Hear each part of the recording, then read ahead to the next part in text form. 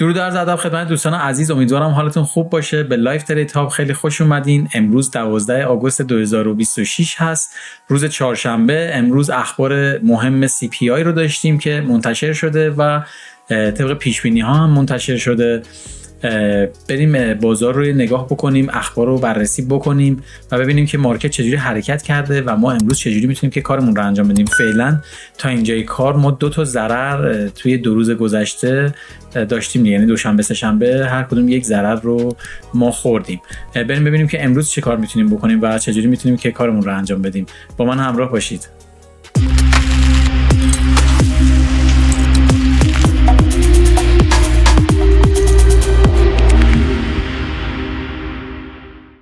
بله، میبینید که اخبار CPI منتشر شده و حضورتون عرض شود که طبق پیشبینی ها هم منتشر شده و فقط باعث یک نوسانی شد تو بازار دیگه. حالا میریم بررسی میکنیم و بریم ببینیم که توی بازار باعث چه حرکتی توی مارکت شده. حدوداً 12-13 دقیقه دیگه بازار باز میشه. دیروز دیدید که چقدر قشنگ اومد به این FVG که ما مشخص کردیم عکس العمل نشون داد و ریزش کرد. حالا ما توی اون لحظه‌ای که بازار باز شد دوباره مجددا وارد شدیم که این یک ضعف منه که هنوز نتونستم درستش بکنم، که اون هیجان مارکت رو که میبینم گاهی، یعنی الان 2 روز گذشته رو من اینجوری وارد شدم که تو مارکت باز شد یه هیجانی داد به بازار، من اون لحظه بعد با شکست اتفاقا طبق پلن هم وارد میشم و با شکست سطح هم وارد میشم، ولی اون نوسانه باعث خدمتتون عرض شود که استاپ خوردن من میشه. خب چندین بارم گفتم، اتفاقا توی هفته پیش هم توی ویدیوی روز چهارشنبه بود، حالا میذارم براتون ببینید، گفتم که سعی میکنم که تو اون نوسان اولیه وارد نشم، ولی این هفته دوباره با شروع هفته اصلا فراموش کردم و دوباره وارد اون هیجانش شدم و 2 تا ضررم خوردم. اکثر ضررهای من سر همین موضوعه که صبوری نمیکنم، تو اون کندل اول سریع وارد میشم دیگه. دقیقاً اون هفته هم همین کارو کردم، توی نمیدونم دوشنبه یا سه شنبه بود وارد شدم، ضرر خوردم. روز چهارشنبه این کارو نکردم که دقیقاً با همون هیجان رفت بالا و خیلی سود خوبی هم داد که ما ریسک فری شدیم. متاسفانه احتمالش زیاده که سود رو تو لحظه اول بده، ولی ریسکش به شدت بالاه چون نوسان داره. در صورت توی تایم روزانمون سقف و کف روز قبل رو مشخص کردم، قیمت داره صعود میکنه چون یه ایمبالانسی تشکیل داده توی این کندل روز قبل. حالا میریم پایینتر میبینیم، ولی فکر میکنم که بخواد که نقدینگی های پایین رو بیشتر بگیره، چون بالاخره باید اینجاها رو این ایمبالانس ها رو بالانس بکنه دیگه و میتونه که، یعنی حرکتش رو تقریبا شروع کرده دیگه با این کندلی که دیروز زد. فکر میکنم که حرکت نزولیش رو باید شروع بکنه، حداقل اینکه تا اینجاها برسه، ولی باز هم بازار هست و تصمیم گیرنده خودش هست. بریم تایم 4 ساعتمون رو ببینیم. بله، میبینید که دیروز خیلی قشنگ اومد به همین FVG و تا 50% هم اومد دیگه، عکس العمل نشون داد و ریخت. حالا امروز هم میتونه که ادامه ریزشش رو بره، ولی ببینید ما توی این رنج هستیم الان. خدمتتون عرض شد که تو 50% لگ اصلی توی این رنج نقدینگی‌های سقفش گرفته شده و نقدینگی‌های کفش هم گرفته شده.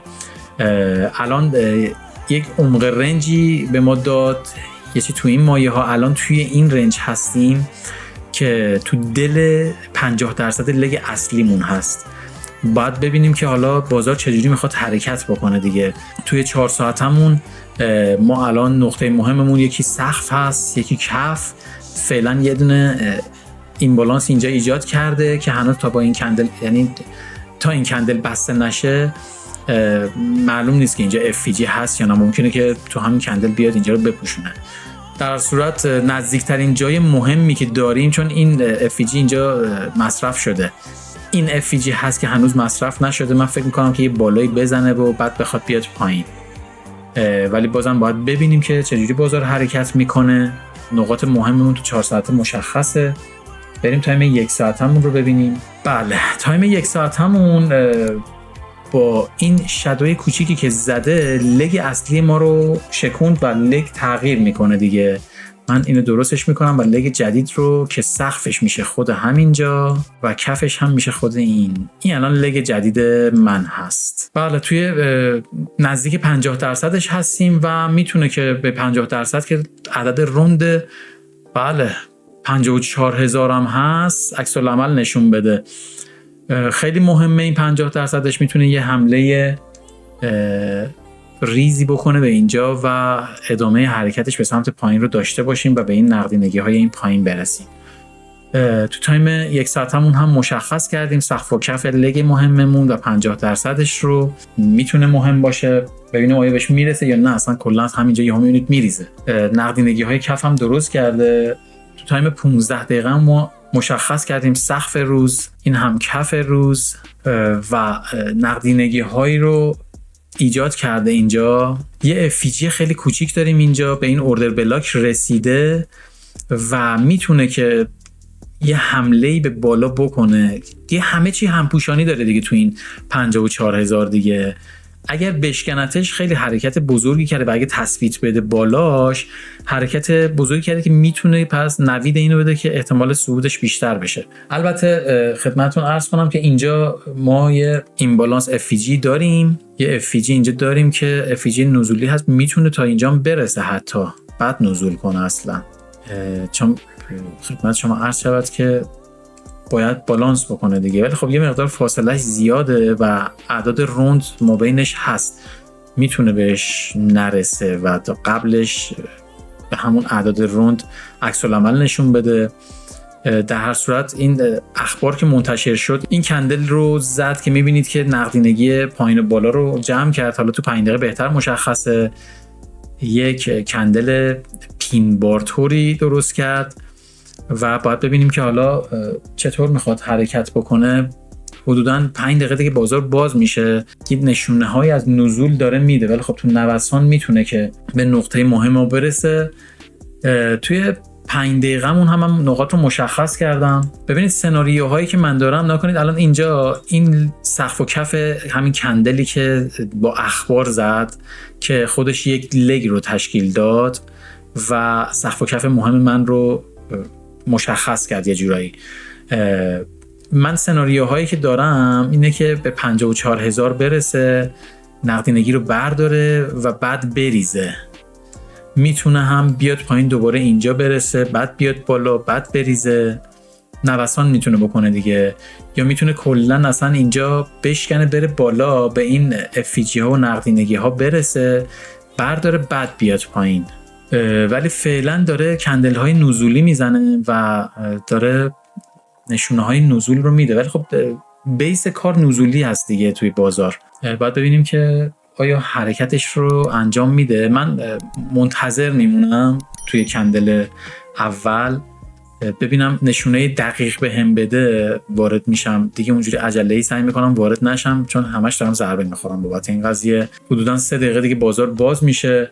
خب من معامله دیروز رو نشونتون بدم. من یه شیطنتی هم کردم دیروز من با شکست سقف وارد شدم و اومد استاپ من رو زد بازار. بعد از اینکه من ویدیو رو استاپ کردم دیدم برگشت پایین، بعد دوباره اومد بالا، داشت سقف رو میشکند. شیطنت کردم دوباره وارد معامله شدم و حضورتون عرض شود که قیمت اتفاقا تا لبه تیپی 2 منم رسید، اما اومد ریسفری من رو تاچ کرد، یعنی نذاشت که سود بکنم. کار اشتباهی کردم، دوباره وسوسه شدم و معامله دوم رو زدم که نباید این کارو میکردم. در مجموع فعلا نقدینگی هایی که داریم این کف هست، اینجا هست و کف روز. نقدینگی های بالا رو فعلا گرفته. فعلا همین این بالانسی که اینجا هست، افیجی هایی که اینجا هست مونده دیگه. اینجا 2 تا افیجی داریم توی 5 دقیقه که باید ببینیم که آیا میخواد بهش برسه یا نه. حالا من که میخوام وارد بازار نشم تو هیجانش، ببینید خیلی قشنگ حرکت میکنه میره بالا با همون هیجان اولیه، ولی ما سعی میکنیم که طبق پلن و صبور باشیم دیگه. من با شکست این سقف باید وارد بشم، ولی اون هیجان اولیه‌اش هی نوسان میزنه دیگه. یه ذره نوسانش آروم بشه شاید بهتر باشه که من یعنی بهتر بتونم تصمیم بگیرم که وارد بشم یا نه. بله سقف رو شکوند. حدوداً 45 ثانیه دیگه بازار باز میشه. خیلی پرقدرت داره سقف رو میشکنه و خب نقاط حساس این بالا هست که با هر کدومش میتونه باعث نزول بشه دیگه. من صبر میکنم تا ببینم که بازار چه تأییدی به من بده. بله 3 2 1 بازار باز شد. خیلی نوسان شدیدی داره، اصلا دیده نمیشه کندل. خب داره نزول میکنه، خیلی هم پرقدرت داره نزول میکنه. خب اون اولیه‌شو من جا موندم، زور نزولش زیاده. اینجا خب نوسان میزنه به خاطر اینکه کف مهمی هست. یه تأییدی به من تو این زیر این کف بده من وارد میشم. خب من وارد معامله فروش شدم با اینکه خیلی حرکت کرده بود.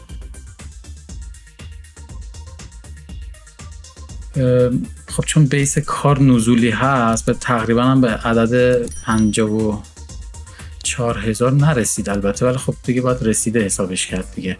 میتونه الان تو نوسان بیاد بالا دوباره استاپ ما رو بزنه، ولی چون قدرتش زیاد هست شاید هم بیاد پایین. کندلش انقدر نوسان داره مشخص نیست.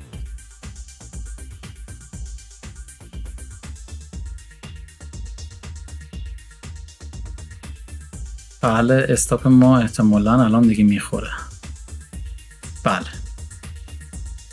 امروز هم ما استاپمون خورد، خیلی اصلا بد داره نشون میده و نمیدونم چرا انقدر دیلی داره و انقدر گیر داره.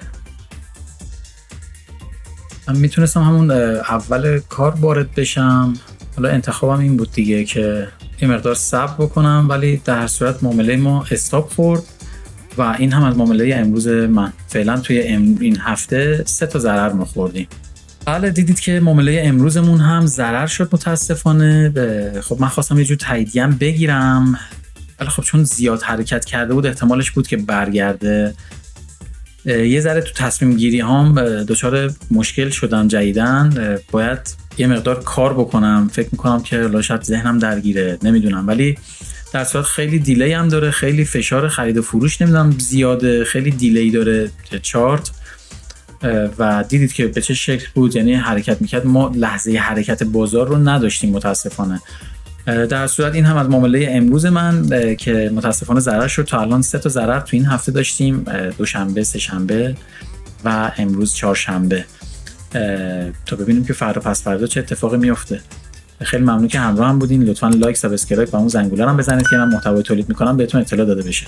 بعد تا فردا و لایو ترید دیگه شما رو به خدای بزرگ میسپارم. بدرود.